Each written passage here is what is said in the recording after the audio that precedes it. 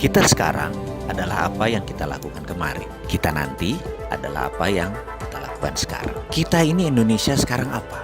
Faktanya kita terpecah dua karena politik. Kita sekarang apa? Defisit neraca perdagangan kita terburuk tekornya sepanjang sejarah. Kita sekarang apa? Krakatau Steel bangkrut di tengah pembangunan terbesar yang Indonesia pernah lakukan. Kita sekarang apa? Pembukuan Garuda dibilang untung karena melakukan smart accounting atau financial engineering ya. Nggak tahu lah saya, pokoknya gitu deh. Bayangkan, duopoli Garuda Group dan Lion Air Group menguasai airline Indonesia. Kok malah membuat Garuda nggak untung? Kenapa? Harga naik, tiket saja kementerian yang sudah 6 bulan berusaha menurunkan nggak bisa apa-apa tuh. Kementerian kerjanya apa ya? Kembali lagi, kita sekarang apa? Pertamina turun untungnya. Kita sekarang apa? PLN juga harus melakukan pembukuan kreatif agar terlihat bagus. Bahkan ada isu subsidi itu dibilang pendapatan. Oleh karena itu PLN jadi terlihat bagus rekeningnya. Ya wis lah, sakarepmu, wahai para pengelola profesional BUMN tersebut. Toh rakyat juga nggak ngerti. Kita lanjut. Mengapa kita bicara yang negatif semua di awal-awal video ini? Ini mungkin karena filosofi kejawaan saya yang dari dulu selalu diingatkan. Berbuat baik itu wayahe ngono. Memang seharusnya, dan jangan harap pujian atau jangan harap dilihat. Tapi kalau keburukan, ya wayahe dikamplengi. Dikamplengi itu diperingatkan dengan keras. Bagaimana cara ngamplengi? Ya kita tirulah bapak bangsa kita yang sering menggunakan filosofi Jawa dulu, Pak Harto, Pak Karno. Karena setelah ngamplengi, mereka biasanya nyangoni. Setelah memperingatkan dengan keras, orang tersebut diberi oleh-oleh. Jadi kalau dikamplengi dengan hal negatif, itu nggak ada niatan buruk. Karena solusinya pasti kita berikan. Begitu juga dalam narasi ini. Jadi ke depan Indonesia bagaimana? Kalau kita tidak mengubah cara berpikir kita, maka akan ketebak apa yang akan terjadi ke depan. Alias, jadi kalau kita masih begini juga, ya persis kayak beberapa tahun yang lalu, ya ke depan kita akan begitu. Rupiah akan melemah, jadi 15.000 di tahun 2020, mungkin jadi 16.500 di tahun 2021. Defisit terus menjadi membesar, ekspor turun, impor menambah besar, uang diketatkan karena harus melakukan quantitative tightening, strategi keuangan negaranya pakai tight money policy. Ini membuat ekonomi malah tidak produktif. Walau inflasinya rendah, pengangguran menjadi naik, tidak terserap. Baik mereka yang swasta, tidak ada pendanaan untuk mendanai bisnis-bisnis mereka. Bagaimana tenaga kerja bisa diangkat? Bursa saham mungkin akan di level sini-sini saja karena tidak menarik pergerakan.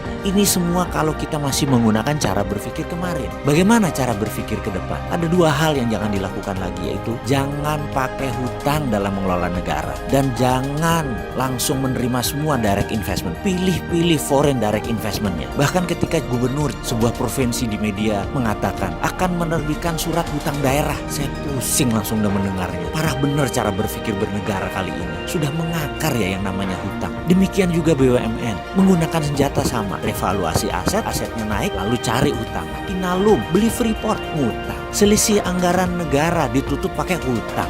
Anggaran daerah kurang, apa yang dilakukan? Terbitkan surat hutang. Sekali lagi sarannya, jangan hutang terus dan pilih-pilih foreign asing investasi untuk masuk ke Indonesia. Lalu bagaimana bergerak tanpa hutang, tanpa foreign direct investment? Bingung? Undang saya dong, ngobrol. Walaupun Sontoloyo begini juga NKRI.